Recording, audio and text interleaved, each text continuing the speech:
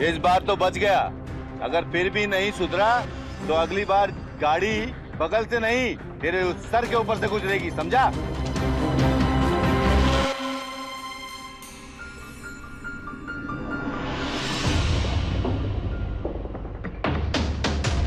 अरे क्या हुआ भाई? अरे डॉक्टर साहब आप क्या हुआ?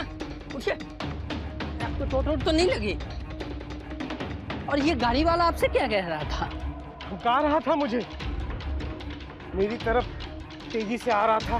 वो तो सही समय पे मैंने छलांग लगा दी और बच गया मैं। धमकी? मगर क्यों?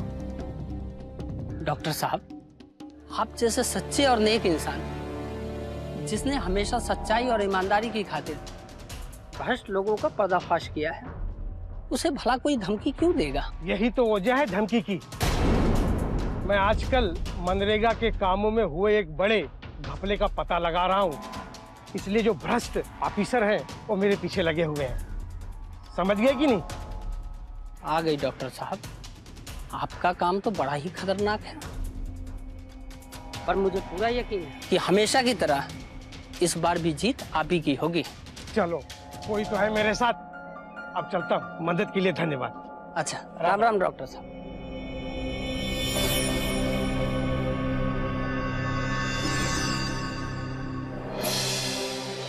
कहीं आपको चोट वोट तो नहीं लगी है ना? नहीं बाबा, कुछ नहीं हुआ है मुझे। बस बहुत हुआ। अब मैं प्रशांत को फोन लगाती हूँ और उसे ये सारी बातें बताती हूँ। आप ऐसे नहीं मानेंगे। रुक्मणी, क्यों उस बेचारे को परेशान करोगी? अभी नई नई नौकरी लगी है हमारे बेटे की, क्या वहाँ कम परेशानी होगी? तो आप मान क्यों नहीं जाते? वो बीडीओ यादव हाथ धोकर आपके पीछे पड़ा हुआ है। घर में पोता और बहू अकेले हैं। भगवान न करे कुछ हो गया तो? चुप से बोला अम्मा जी, बाबूजी को कुछ नहीं होगा। कितनी समझदार है बहू हमारी, और एक तुम हो की। तो आपकी समझदारी कहाँ चली गई है? क्या जरूरत है बिना वजह आपको अपनी जिंदगी खतरे में डालने की? या आरटीआई का चक्कर छोड़ दीजिए और घर में रहिए। अब मैं ये सब आपको नहीं करने दूंगी। ये कैसी बच्चों वाली बात कर रही हो तुम रुक्मणी? सरकार के खजाने में जो जमा पैसा है वो हमारी मेहनत का है। जब हम उस पैसे का हिसाब किताब सरकार से मांग रहे हैं तो क्या गलत कर रहे हैं? देखिए, गलत आप नहीं, गलत वो लोग कर रहे हैं जिनके खिलाफ आप लड़ रहे हैं। देखिए जी, मैं आपकी पत्नी हूँ। मैं आपकी सलामती के लिए भगवान से दिन रात प्रार्थना करती हूँ। वो लोग जो सरकारी पदों पर बैठे हैं वो बहुत ताकतवर है। अम्मा ठीक करे बाबूजी, उन लोगों के सामने एक आम आदमी के क्या औकात है? बहू, यही सोच तो गलत है। एक आम आदमी इस देश में सबसे बड़ा ताकतवर होता है। हमारी बदौलत सरकार है, उसकी बदौलत हम नहीं है।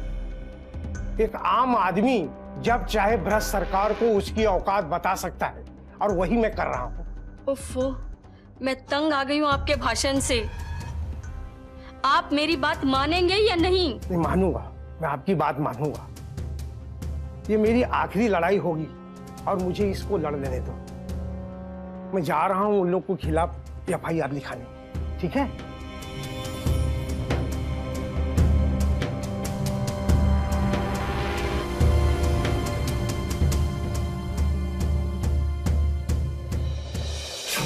एक आम आदमी के लिए आरटीआई यानी राइट टू इंफॉर्मेशन एक बहुत बड़ा हथियार है। इस हथियार के जरिए आप सरकारी कोई भी कामकाजों की पूरी लिखित जानकारी ले सकते हैं। जी हाँ, प्रणाम, मैं रवि किशन।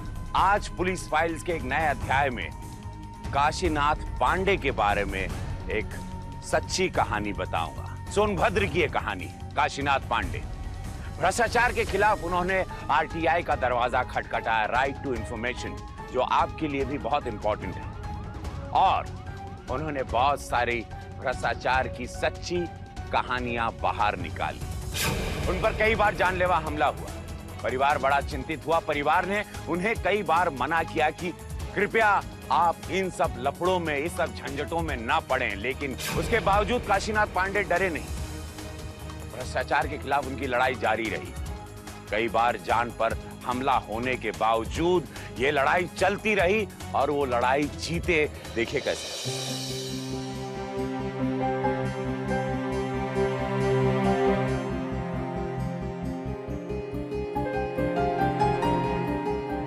इसीलिए वीडियो ब्रिजेश यादव बार बार मुझे जान से मारने की कोशिश कर रहा है।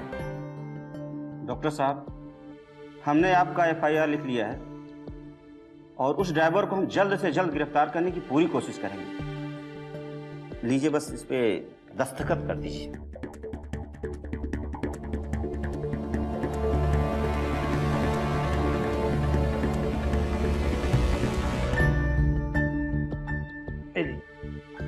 और उस वीडियो का? डॉक्टर साहब, अब आपको क्या समझाना है? जैसे ही वो ड्राइवर वीडियो साहब के खिलाफ बयान देगा, वीडियो साहब भी अंदर हो जाएंगे। ठीक है, मैं अब चलता हूँ। डॉक्टर साहब, बस 1 मिनट रुकिए। चाय मंगाया हूँ, पी के जाइए। नहीं नहीं, उसकी कोई जरूरत नहीं है। बस आप मेरे केस पे गौर कीजिएगा। जी हाँ, जरूर, वरना पता चला कि हमारे खिलाफ भी आरटीआई हो गई। चलो जी, नमस्ते। नमस्ते।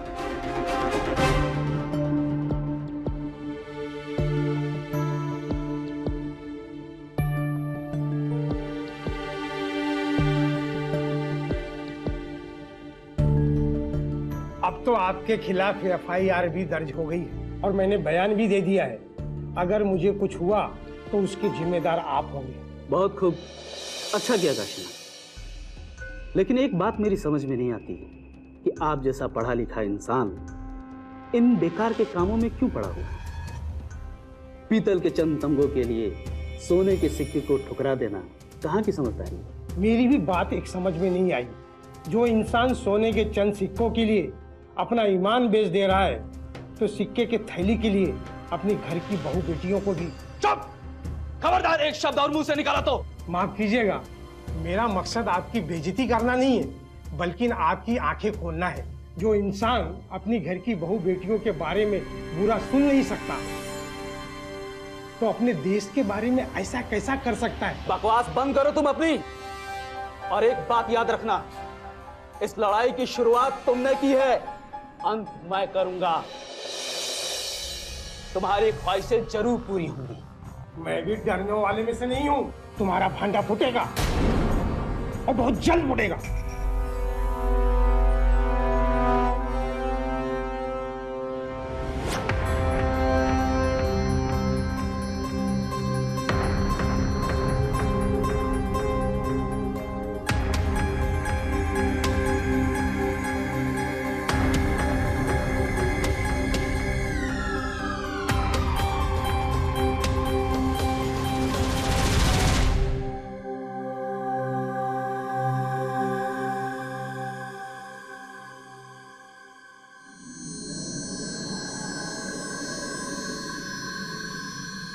देखो, ये रोज रोज के बहाने मुझे मत सुनाओ।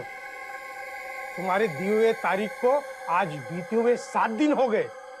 कहाँ है वो कागजात? कहा ना, अभी नहीं मिला है, कहीं रखा गया है। फुर्सत मिली तो ढूंढ के रखूंगा, आप बाद में आइएगा। चलिए। बाद में आइएगा? क्या मतलब है? अरे, सूचना मिलने की कोई समय सीमा होती है? तुम तो कानून का मजाक उड़ा रहे हो। देखो, ये पहली बार नहीं है जब मैं आरटीआई के द्वारा सूचना मांग रहा हूँ। सब पता है मुझे। क्या पता क्या है और कितना पता है? आप कहना क्या चाहते हैं? यही कि अगर आज तुमने मेरे कागजात मुझे नहीं दिए तो मैं मुख्य सूचना आयुक्त के पास जाकर तुम्हारी शिकायत करूंगा और नौकरी चली जाएगी तुम्हारी। देखो, आपको वो कागज देने के लिए मुझे बीडीओ साहब ने मना किया है। तो ठीक है, मैं जा रहा हूँ मुख्य आयुक्त के पास। अरे सुनिए भाई, इधर आइए, इधर आइए, आइए।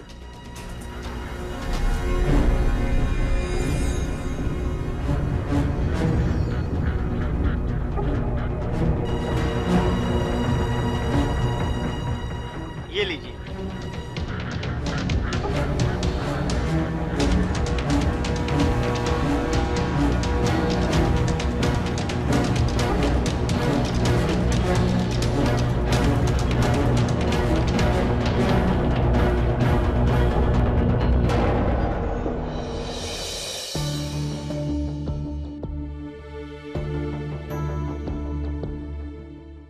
अरे चाय तो ऐसी ही पड़ी है, ये भी होगी। ऐसा क्या है इस कागज में जो इतने खुश हो रहे हैं आप? रुक्मणी, ये कागज नहीं, वीडियो का वारंट है, वारंट। कल सुबह ये कागज जब अखबार की सुर्खियां बनेगी तो वीडियो और उसके दोस्तों के चेहरे की सुर्खियां उड़ जाएगी।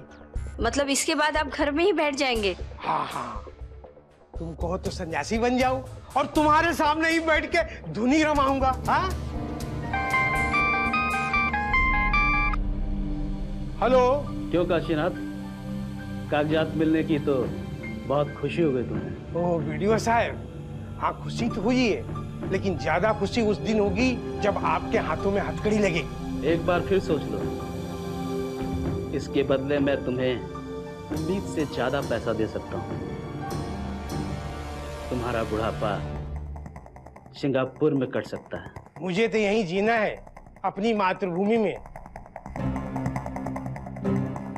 बुढ़ापा तो तुम्हारा बीतेगा जेल की काली कोठरी में, समझे? इसका मतलब तुम्हें यह सौदा मंजूर नहीं? मेरा जमीर बिकाऊ नहीं है। रखो फोन, फिर कभी यहाँ फोन नहीं करना। तो ठीक है काशीनाथ, अपने बेटे को बुला लो। जल्द ही तुम्हें मुखाग्नि देने के लिए उसे यहाँ आना पड़ेगा।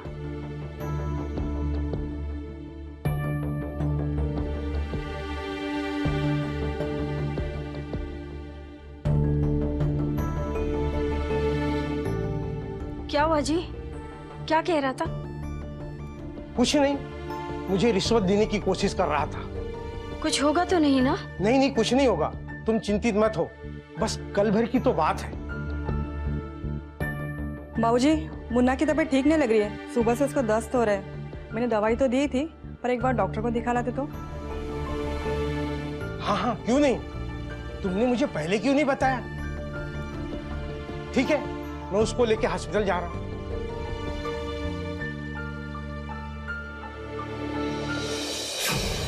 ₹8 में ईंट मिलती है, लेकिन 24 रुपए में खरीदी जा रही थी। ये देखिए कितना बड़ा घोटाला। और यही नहीं, पुरानी सड़क को बनाने के लिए जो लागत लगती है, उसमें नई सड़क के निर्माण में जितनी लागत थी वो दिखाई जा रही थी। घोटाले का अंत ही नहीं था। लेकिन डॉक्टर काशीनाथ पांडे ने ठान लिया। उन्होंने सारे सबूत इकट्ठा किए। उनके विरोधी दल ये उतारू हो गए कि अब डॉक्टर काशीनाथ पांडे को सबक सिखाना ही पड़ेगा, नहीं तो उनके सारे पोल खुल जाएंगे और वो लोग हवालात के पीछे चले जाएंगे। देखिए विरोधी दल ने क्या किया।